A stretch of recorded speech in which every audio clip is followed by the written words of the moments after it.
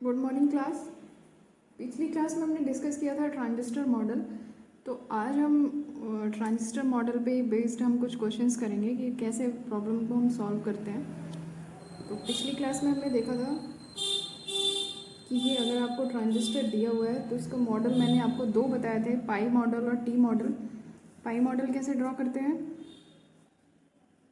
Are पाई, इसके across जो voltage है वो वी बी, और यहाँ पे आईसी करंट है, इसकी वैल्यू है जी एम वी बी। ये आपका कलेक्टर टर्मिनल, ये आपका बेस टर्मिनल, और ये एमीटर, ये था।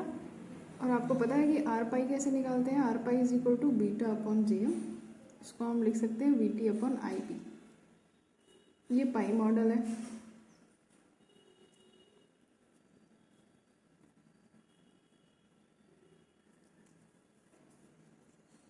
अब हम बात करेंगे टी मॉडल की।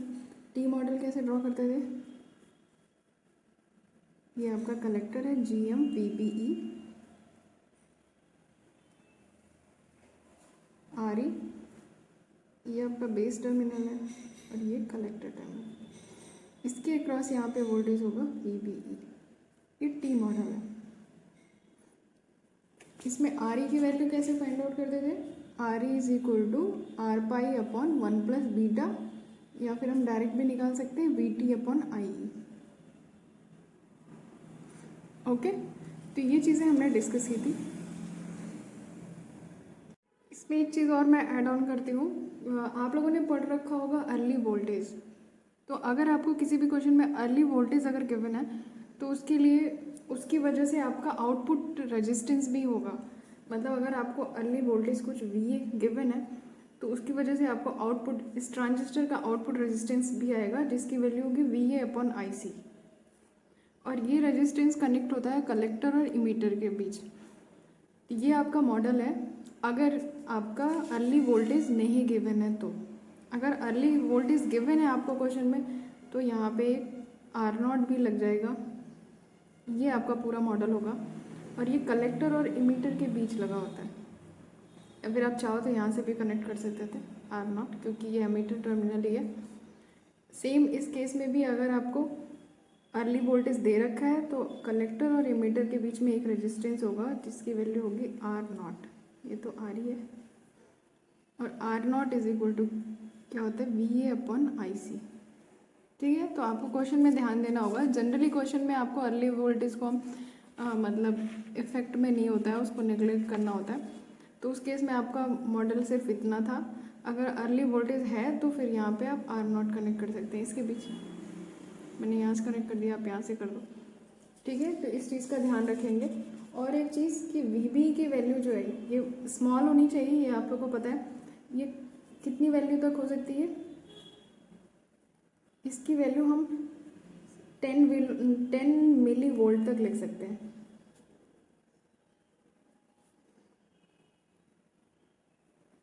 ताकि ट्रांजिस्टर किस में ऑपरेट करे, एक्टिव रीजन में। To operate transistor in linear region. Active region में भी सारा जो पोर्शन था वो लीनियर नहीं था ना, हमें सिर्फ लीनियर पोर्शन में रखना है। इसलिए हम वी बी को मैक्सिमम 10 मिली वोल्ट पीक तक ही ले सकते हैं। तो ये कुछ इंपॉर्टेंट चीज़ें हैं जिसको आपको ध्यान रखना होगा क्वेश्चन करने से पहले। और एक क्वेश्चन भी हमने डिस्कस किया था, मैं एक बार उसको देखती हूँ, दोबारा से नहीं कराऊंगी, पर क्या था क्वेश्चन कि 10 volt 3 kilo ohm NPN transistor आपको गिवन था, ग्राउंड, और यहाँ से हमने वी आउट लिया था। 100 किलो ओम आर भी लगा था, और यहाँ पे एक सिग्नल हमने दिया था वी आई, और एक सप्लाई दी थी 3 वोल्ट की। ये क्वेश्चन था और आपसे पूछा गया था कि गेन क्या होगा, वी आउट अपॉन वी इन, जिसकी वैल्यू हमने फाइंड आउट की थी, और आंसर आया था -2.997। ठीक है, यूनिट है वोल्ट बाई वोल्ट, राइट। अब हम इस क्वेश्चन में थोड़ा सा चेंज करते हैं और देखते हैं कि आंसर क्या आता है। यहाँ पे देखिए कोई भी लोड नहीं है, कोई भी लोड नहीं दिया गया। अब दूसरा क्वेश्चन लेते हैं सेम क्वेश्चन है, बस हम इसमें एक लोड कनेक्ट कर देंगे, उसके वजह से हम देखेंगे कि गेन में क्या फ़र्क पड़ रहा है। तो देखिए सेम क्वेश्चन मैंने लिया, VC की वैल्यू 10 वोल्ट, ये 3 किलो ओम, NPN ट्रांजिस्टर है,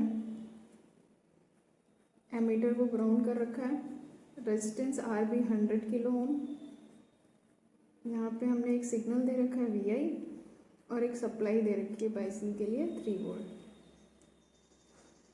और यहाँ पे एक हमने यहाँ पे ये वी आउट जो है, यहाँ पे हमने एक लोड कनेक्ट कर दिया और उस लोड की वैल्यू RL है, इसकी वैल्यू दे रखी है 2 किलो ओम। अभी पूछा गया है कि गेन क्या होगा। देखिए सेम क्वेश्चन है, उसमें RL नहीं था, हमने लोड रेजिस्टेंस कनेक्ट नहीं किया था, इसमें हमने लोड रेजिस्टेंस कनेक्ट कर दिया, उसकी वजह से हम गेन देखेंगे कि क्या आ रहा है और दोनों में क्या अंतर है। अगर हम लोड कनेक्ट कर देंगे तो गेन में क्या फ़र्क पड़ रहा है, बढ़ रहा है, घट रहा है कुछ। तो सेम पिछले लेक्चर में मैंने डिस्कस किया ही है कि जब भी आपको प्रॉब्लम गेन सॉल्व करना है, ये सब करना है, DC और AC दोनों इन्वॉल्व हैं, तो आपको हमेशा 2 पार्ट में करना पड़ेगा प्रॉब्लम को। पहले DC एनालिसिस करेंगे, फिर AC एनालिसिस करेंगे। तो अब हम यहाँ से स्टार्ट करते हैं। सबसे पहले हम करेंगे DC एनालिसिस। तो DC एनालिसिस में क्या करते हैं हम, जितने भी AC सोर्सेज हैं उनको डीएक्टिवेट करते हैं। और कैपेसिटर तो है नहीं, कैपेसिटर अगर होता तो उसको हम क्या करते हैं, ओपन सर्किट। यहाँ पे कोई कैपेसिटर नहीं है, पर AC सोर्स है ये, इसको डीएक्टिवेट करना है, मतलब इसको शॉर्ट सर्किट करना है क्योंकि वोल्टेज है ये। अगर ये करंट होता तो हमें ओपन सर्किट करना होता। तो DC एनालिसिस में आपका पिक्चर क्या बन जाएगा, ये 10 वोल्ट है, 3 किलो ओम, ट्रांजिस्टर आपका एज इट इज़, ग्राउंड, ये 100 के, और इसको शॉर्ट कर दीजिए VI को, और ये 3 वोल्ट। ये हो गया आपका वी आउट।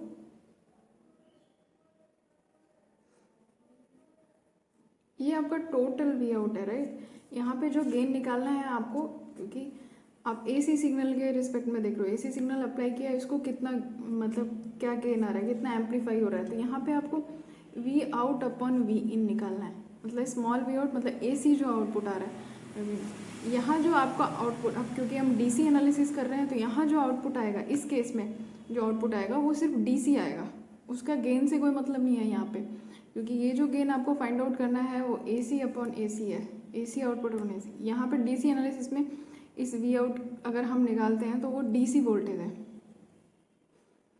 2 kilo ohm. अब हम DC एनालिसिस में क्या करते हैं, करंट और वोल्टेजेस फाइंड आउट करते हैं। और क्यों ऐसा क्यों कर रहे हैं हम, क्योंकि हम AC एनालिसिस के लिए हमें ये सब मॉडल यूज़ करने हैं, पाई मॉडल या T मॉडल, दोनों में से कोई यूज़ करना है। उसके लिए आपको R पाई चाहिए, GM चाहिए। R पाई की वैल्यू क्या होती है, VT अपॉन IB, IB आपका DC वोल्टेज है। GM की वैल्यू क्या होती है, GM is equal to IC upon VT, ये भी आपका DC करंट है।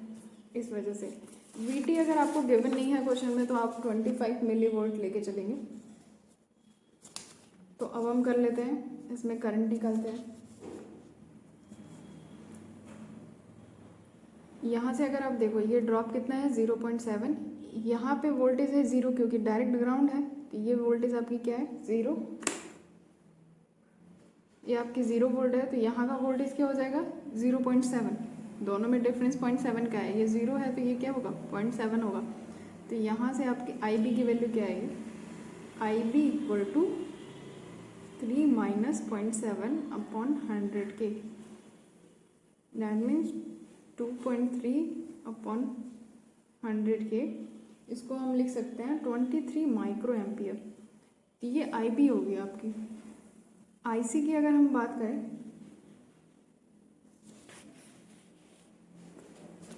पिछले क्वेश्चन में जैसे बीटा आपका 100 ले रखा था हमने, यहाँ पे भी बीटा 100 ही रखते हैं। IC इज इक्वल टू क्या होता है, बीटा IB। बीटा IB करेंगे तो वैल्यू क्या होगी IC की, 2.3 मिली एम्पियर, राइट। अब AC एनालिसिस करने के लिए हमें GM चाहिए था, तो GM की वैल्यू क्या होती है, IC अपॉन VT। IC की वैल्यू है 2.3 मिली एम्पियर और VT की वैल्यू क्या होती है 25 मिली वोल्ट। अगर आपको नहीं गिवन है क्वेश्चन में तो हमने यहाँ पे 25 मिली वोल्ट ले लिया है। तो GMI फाइंड आउट करेंगे तो 0.092 आएगा। और आपको क्या चाहिए R pi is equal to क्या होता है VT अपॉन IB। VT आपका 25 मिली वोल्ट है, IB की वैल्यू क्या दे रखी है, क्या फाइंड आउट किया हमने 23 माइक्रो एम्पियर। 23 माइक्रो एम्पियर आप इसको फाइंड आउट करोगे तो ये आएगा 1.086 किलो ओम। ठीक है, और मैंने आपको बताया था कि इन दोनों मॉडल में से कोई एक ही मॉडल हम यूज़ करेंगे। ठीक है, तो आप पाई मॉडल यूज़ करोगे या इस क्वेश्चन में या टी मॉडल यूज़ करोगे। मैंने आपको बताया था कि टी मॉडल हम तब यूज़ करेंगे, मतलब हमारे लिए कैलकुलेशन ईजी होगा जब एमीटर के साथ आपका कुछ रेजिस्टेंस वगैरह कनेक्टेड हो, तब आप टी मॉडल लेंगे। पर इस क्वेश्चन में तो आपको रेजिस्टेंस के एमीटर के साथ कुछ भी कनेक्टेड नहीं है, तो हम पाई मॉडल ही लेंगे। पाई मॉडल हमारे लिए ईजी होगा, तो हम पाई मॉडल ड्रा करते हैं। अब हम AC एनालिसिस पे जाएंगे। अब हम करेंगे AC एनालिसिस और हम क्या ड्रॉ करेंगे pi model. Pi model draw करेंगे तो आप करिए, ये आर पाई है और यहाँ पे एक करंट है GMVBE। क्योंकि अर्ली वोल्टेज नहीं दिया है तो हम R0 को कंसीडर नहीं कर रहे हैं। आर पाई की वैल्यू क्या आपकी फाइंड आउट हुई है 1.086 किलो। यहाँ पे वोल्टेज जो है वो VB और ये एमीटर टर्मिनल है और ये आपका कलेक्टर टर्मिनल। ठीक है, ये आपका ट्रांजिस्टर का मॉडल है। अब इस क्वेश्चन के अकॉर्डिंग जब हम AC एनालिसिस करते हैं तो आप क्या करते हो, जितने भी DC सोर्सेज हैं उनको डीएक्टिवेट करेंगे।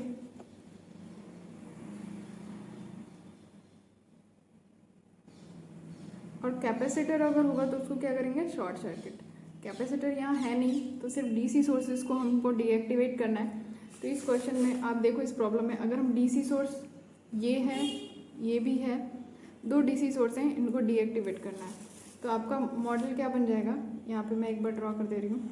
पाई मॉडल ड्रॉ करने से पहले ये ट्रांजिस्टर आपका गिवन है क्वेश्चन के अकॉर्डिंग, ये आपको दिया हुआ है। ये ग्राउंड था तो इसमें कोई चेंज नहीं है। यहाँ पे ये 100 के, इसमें भी कोई चेंज नहीं। ये 3 किलो। अब यहाँ पे आपका DC सप्लाई लगा हुआ है, 10 वोल्ट का लगा हुआ है क्वेश्चन के अकॉर्डिंग, 10 वोल्ट। इसको डीएक्टिवेट करना होगा हमें, तो मतलब हम इसको ग्राउंड से कनेक्ट कर देंगे। शॉर्ट सर्किट किया है।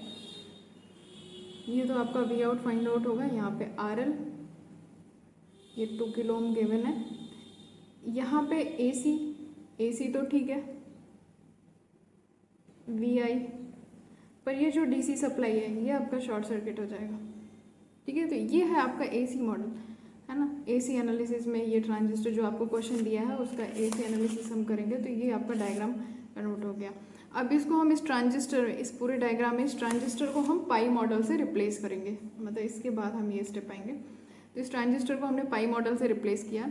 अब सिर्फ इतने को रिप्लेस किया है, अब इसके साथ और भी तो कनेक्टेड है, तो इनको हमें लगाना है। तो ये आपका कलेक्टर टर्मिनल है, ये एमीटर है और ये आपका बेस टर्मिनल है। कलेक्टर टर्मिनल से क्या क्या कनेक्टेड है, 3 किलो ओम। तो हमने यहाँ से कलेक्टर से 3 किलो ओम लिया और इसको ग्राउंड कर दिया। अब आप देखो कलेक्टर टर्मिनल से और क्या कनेक्टेड है, एक RL भी कनेक्टेड है 2 किलो ओम का, और उसको भी ग्राउंड करना है।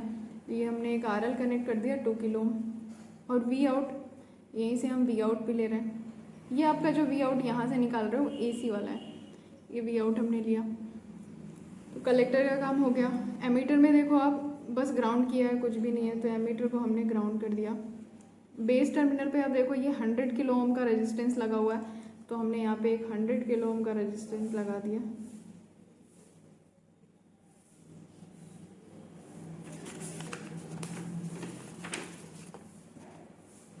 और उसके साथ हमने यहाँ पे एक सिग्नल दे रखा है, तो हमने यहाँ पे इसको सिग्नल दे दिया, ये VI। ये आपका मॉडल तैयार हो गया। अब आपको कैलकुलेशन करनी है। आपको क्या चाहिए, गेन चाहिए, वी आउट, ये वी आउट अपॉन VI। ठीक है, तो अब ये आपका एक लूप है, एक इनपुट लूप है, एक आउटपुट लूप है। तो अगर हम आउटपुट लूप में घूम जाएँ तो क्या होगा, इन दोनों रेजिस्टेंस को पैरेलल में ले सकते हैं, तो ये दोनों पैरेलल में होंगे तो क्या होगा 3K पैरेलल 2K, इसकी वैल्यू क्या आएगी 1.2K। आप रेजिस्टेंस पैरेलल तो निकाल ही सकते हैं, ये 1.2 किलो ओम आएगा। इन दोनों की जगह पे हमने एक रेजिस्टेंस लगा दिया, ठीक है। तो अभी आपका डायग्राम क्या बन गया, ये बन गया, ये 100K और ये आपका आर पाई है,